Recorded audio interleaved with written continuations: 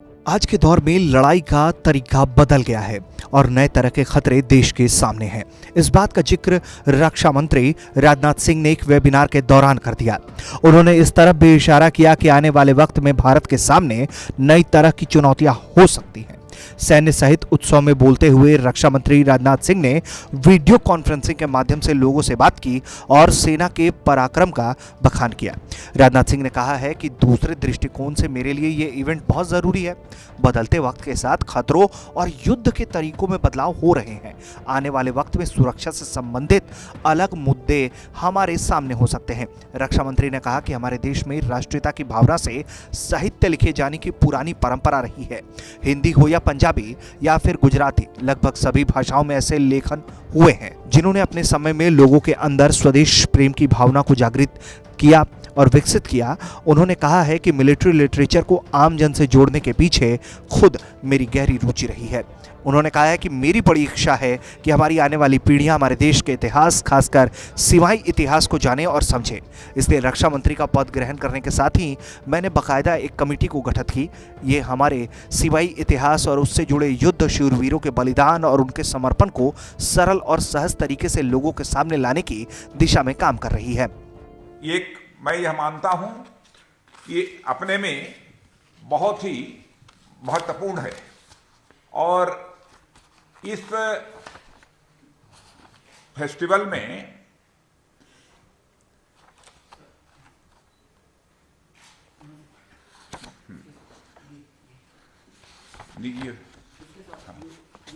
और इसके साथ ही उनके दिखाए गए कर्तव्यों से वे सेना के ऑपरेशन और उनकी बेहतर कार्य प्रणालियों के बारे में भी बेहतर तरीके से जान सकते हैं। यानी चर्चा में ये कर रहा था कि समग्रता में देखें तो यह उत्सव युवाओं के लिए ज्ञान, अनुभव और देश प्रेम की एक संयुक्त स्थली है। ऐसे उत्सव आज के समय की जरूरत है, यह हमारी मान्यता है।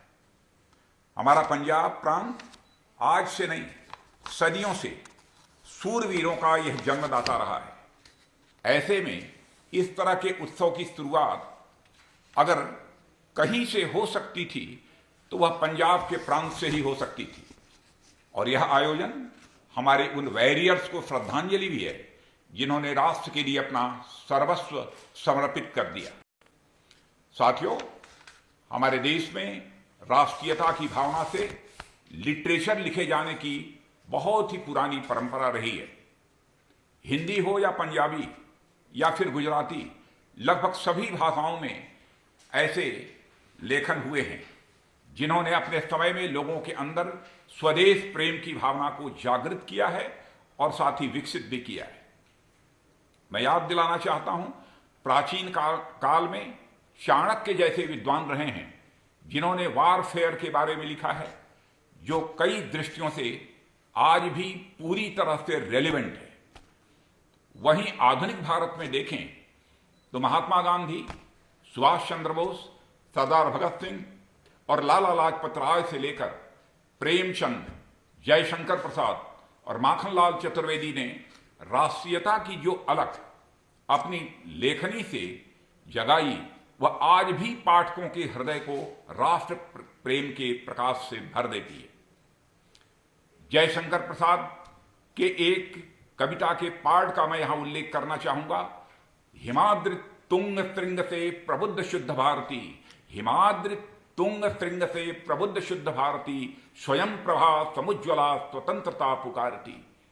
ऐसे उद्घोषों ने उस समय के युवाओं को एक नए जोश से भर दिया था और इसी तरह गणेश शंकर विद्यार्थी और आगे चलकर पंडित दीनदयाल उपाध्याय जैसे पत्रकार भी हुए जिन्होंने पत्रकारिता को राष्ट्रीयता की दिशा में आगे बढ़ाया।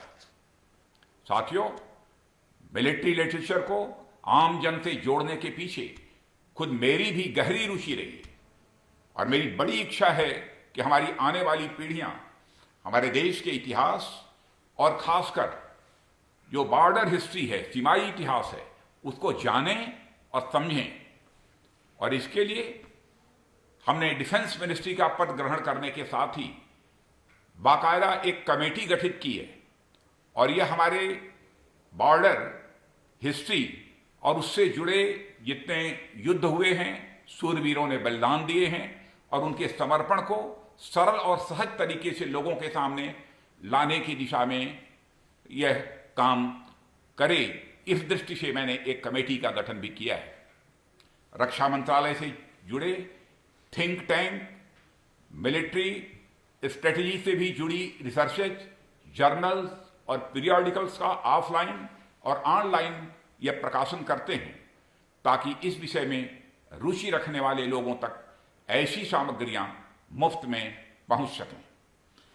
इन सब का उद्देश्य यही होता है कि रिसर्चेज और जनता के बीच का यह गैप कम हो।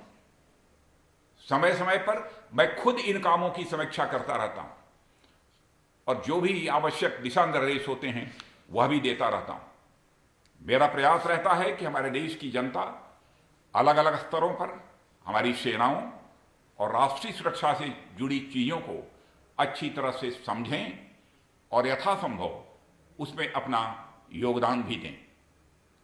इसके अलावा हमारी सेनाओं की लीडरशिप द्वारा लिखी गई बुक्स जैसे जनरल बीपी मलिक की कारगिल, लेफ्टिनेंट जनरल हरबख्श सिंह जी की वार डिस्पैचेस और रचना बिष्ट रावत जी की द ब्रेव जैसी किताबें न केवल सेना से जुड़े लोगों बल्कि उससे बाहर भी बहुत ही लोकप्रिय हुई हैं। इनमें एक दो पुस्तक पढ़ने का भी मुझे अवसर प्राप्त हुआ है। ऐसे में यह फेस्टिवल एक साथ हमें उन लिटरेचर से जुड़ने का मौका देता है जो अपने आप में नॉलेज और एक्सपीरियंस का भंडार है। साथियों, इस साल का यह आयोजन तो और भी खास हो जाता है जब हमारा पूरा देश 1971 के युद्ध का स्वर्णिम वर्ष मना रहा है और इस युद्ध में हमारी सेनाओं ने अपने शौर्य और पराक्रम का जो प्रदर्शन किया था वह आज भी हमारे लिए एक उदाहरण प्रस्तुत करता है। हमारे अनेक ऐसे वेटरन साथी होंगे जो इस संग्राम के स्वयं साक्षी थे।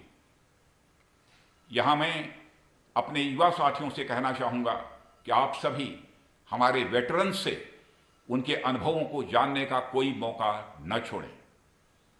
हमारे युवा ये पाएंगे कि उनके रियल एक्सपीरियंसेस के सामने मोबाइल में खेले जाने वाले वार गेम्स की कोई अहमियत नहीं है।